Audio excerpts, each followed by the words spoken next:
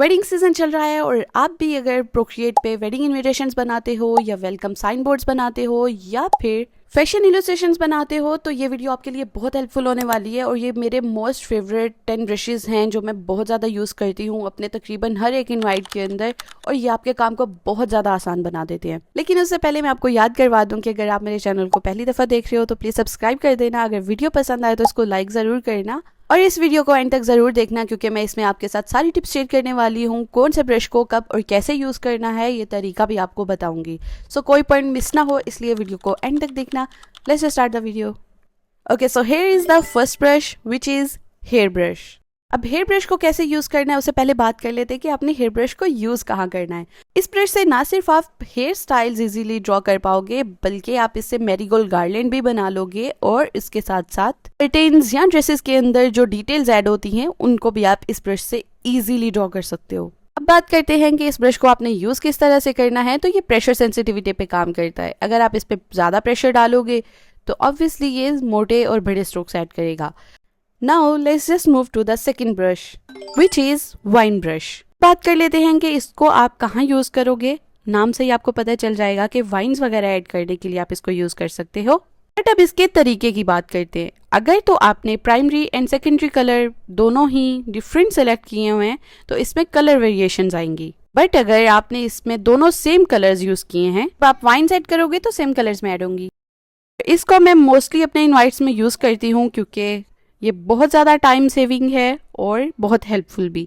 And this is the time to move to the next brush which is this pattern brush. नाम से ही आपको पता चल गया होगा कि ये पैटर्न्स कहाँ कहाँ यूज होते होंगे। सो मैं मोस्टली ग्रूम के आउटफिट के लिए ये ब्रशेज यूज करती हूँ। आप इनको अपने लिहाज से अपनी क्रिएटिविटी लगा के चाहे तो ब्राइडल इलस्ट्रेशन के अंदर भी ऐड कर लो। मैं वैसे समटाइम्स लहंगास के अंदर भी ये ब्रशेस यूज कर लेती हूँ। तो इनको यूज करने का तरीका तो बहुत ही आसान है, क्योंकि ये एक पैटर्न ब्रश है तो आप एक सिंगल स्ट्रोक ऐड करके पूरे कैनवस के अंदर या फिर एक पर्टिकुलर लेयर के अंदर क्लिपिंग मास्क यूज करते हुए पैटर्न ऐड कर सकते हो।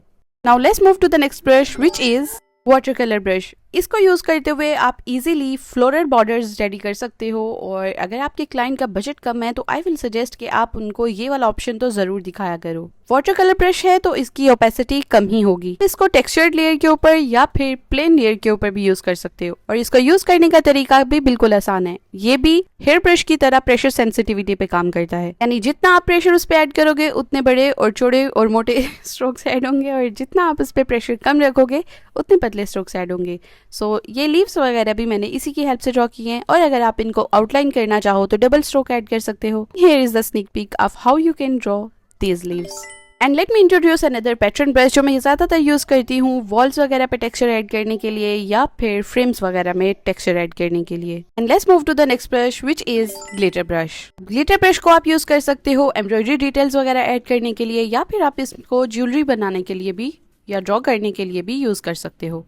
अब इसको यूज करने का तरीका सिंपल ये है कि आपने जो भी कलर सिलेक्ट करना है, यानी अगर आप सिल्वर ज्वेलरी ऐड करना चाह रहे हो या एम्ब्रॉयडरी ऐड करना चाह रहे हो तो आपको ग्रे स्केल वैल्यूज में रहते हुए कोई कलर सिलेक्ट करके उससे आपने ज्वेलरी ऐड करनी है या एम्ब्रॉयडरी ऐड करनी है। और अगर आप डल गोल्ड या फिर प्योर गोल्ड कलर यूज करने वाले हो तो उसके अकॉर्डिंग आपने डार्क टोन यूज करना है उस सेम कलर का। और अगर आप ब्राइडल इलस्ट्रेशन बनाना सीखना चाह रहे हो तो आपको मेरे चैनल पे इसका एक डिटेल ट्यूटोरियल मिल जाएगा। उसमें भी मैंने यही सेम ब्रश यूज किया था फॉर एम्ब्रॉयडरी, और ज्वेलरी भी मैंने इसी ब्रश से ऐड की थी। And it is the time to move to the next brush which is pearl chain brush. अब आप इसको कहाँ यूज करोगे? आप ज्वेलरी में डिटेल्स ऐड करने के लिए इसको यूज कर सकते हो, या जहाँ जहाँ पे आपको बीड्स या पर्ल्स ऐड करने हैं तो ऑब्वियसली आप इसको वहाँ पे यूज करते हो। और यहाँ पे मैं एक स्नीक पीक आपसे शेयर कर रही हूँ कि कैसे मैंने इस ब्रश को यूज किया था फॉर द ज्वेलरी। ब्रश को यूज करना भी बहुत ज्यादा इजी है। इसमें कोई कलर की कोई कंफ्यूजन नहीं है। जिस भी कलर का आपको कोई बीड या पर्ल चेन ऐड करना है आपने उस कलर को सिलेक्ट करना है और अपने स्ट्रोक्स को ऐड कर लेना है। और अब बढ़ते हैं अपने नेक्स्ट ब्रश की तरफ विच इज लाइट ब्रश। इसको यूज करने का तरीका भी आसान है कि आपने जो भी कलर की लाइट सेट करनी है उसका मिड टोन यूज करना है, यानी बेस कलर यूज करना है, और उससे सिंपली एक सिंपल स्ट्रोक के साथ आप लाइट ऐड कर सकते हो। अब बात करते हैं कि आप इनको कहाँ यूज कर सकते हो। तो आप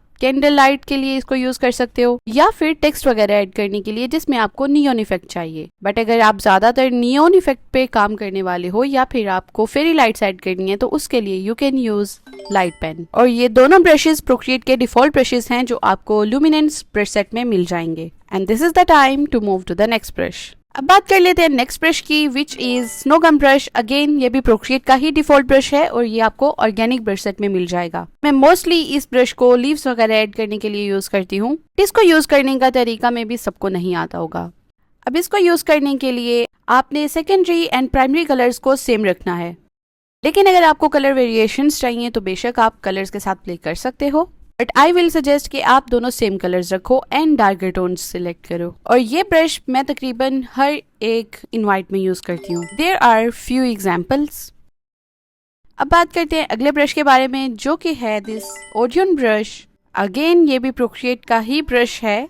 इसको यूज करने का तरीका मैं आपको बताऊंगी, बट उससे पहले मैं बता दूं कि मैं इसको ज्यादातर यूज करती हूँ कर्टन्स बनाने के लिए या फिर एफर्टलेस फ्लावर्स बनाने के लिए। इसको यूज करने का तरीका यही है कि आपने प्राइमरी और सेकेंडरी कलर्स के साथ प्ले करना है। आप हमेशा डार्कर टोन यूज करोगे as a primary colour and secondary colour को भी आप मिड टोन में रखोगे। बहुत ज्यादा लाइटर टोन आपने सेलेक्ट नहीं करना, लेकिन आप इस ब्रश की ओपेसिटी को 20 to 50% के दरमियान में रखोगे अगर आपको ट्रांसपेरेंट कर्टन्स चाहिए। 100% ओपेसिटी रख के आप इस ब्रश की हेल्प से फ्लावर्स भी क्रिएट कर सकते हो and it all depend on your creativity कि आप इस ब्रश को कैसे यूज करते हो। अब चलते हैं नेक्स्ट ब्रश की तरफ, which is micro felt brush. और ये आपको इंकिंग ब्रश सेट में मिलेगा और इसको मैं ज्यादातर यूज करती हूँ ड्रेसेस में शेडोज ऐड करने के लिए या फिर क्रीजेस ऐड करने के लिए। इसको यूज करना बिल्कुल आसान है, कोई इसमें एज इट इज कलर्स का कोई कंफ्यूजन नहीं है और ना ही कोई ऐसे ट्रिक है। जिस भी कलर के आपने शेडोज ऐड करने हैं बस आपने वो कलर सेलेक्ट कर लेना है और इस तरह से रैंडम स्ट्रोक्स ऐड करने हैं। लाइट्स के लिए भी आप सेम यही ब्रश यूज कर सकते हो, इससे बहुत अच्छा सा टेक्सचर आ जाता है आपकी क्लॉथिंग के ऊपर। अब बात कर लेते हैं मेरे मोस्ट फेवरेट ब्रश के बारे में, जो कि मैंने आपको बनाना भी सिखाया हुआ है। और ये ब्रश इतना जबरदस्त है कि आप इससे कोई भी चीज ड्रॉ कर सकते हो। आप फ्रेम्स ड्रॉ कर सकते हो, जो गोल्डन फ्रेम्स होते हैं, मैं उनकी बात कर रही हूँ। और ये कुछ इस तरह से दिखता है। मैंने इसको यूज करते हुए कुछ शैंडेलियर्स भी बनाए हुए हैं और मैं इनको ज्वेलरीज वगैरह के लिए ज्यादातर यूज करती हूँ। आगे मैं आपको दिखाती हूँ कि कैसे आप इससे ज्वेलरी भी ऐड कर सकते हो और बहुत आसान तरीके से आप ज्वेलरी ऐड कर पाओगे। कोई हार्ड एंड फास्ट रूल नहीं है। जिन लोगों को शेडिंग का या हाइलाइट्स वगैरह और इन सब चीजों का प्रॉब्लम रहता है तो आई थिंक इस ब्रश के साथ उनकी वो प्रॉब्लम सॉल्व हो जाएंगी। और इस ब्रश को भी आपने ओडियन ब्रश की तरह ही यूज करना है, यानी प्राइमरी कलर आपने डार्कर टोन रखना है एंड सेकेंडरी कलर में आपने मिड टोन को रखना है, यानी बेस कलर को। ये बहुत खूबसूरत सा मेटेलिक सा इफेक्ट देता है। ये सारे ब्रशेस का लिंक आपको डिस्क्रिप्शन में मिल जाएगा। जो ब्रशेस मैंने आपको बनाना सिखा रखे हैं वो आपको खुद एक्सप्लोर करने पड़ेंगे और बनाने पड़ेंगे, ताकि आपको पता हो कि प्रोक्रिएट में ब्रशेस आप खुद से कैसे क्रिएट कर सकते हो। और जो ब्रशेस मैंने आपको बनाने नहीं सिखाए हैं उनका लिंक मैं आपके साथ शेयर कर दूंगी और आप वो उनको फ्री में डाउनलोड कर सकते हो। सो ये मेरे कुछ पुराने आर्टवर्क्स हैं जिनके थ्रू मैं आपको कुछ चीजें समझाना चाह रही थी। तो ये वाला आर्टवर्क मैंने तकरीबन कोई 3 साल पहले ड्रॉ किया था।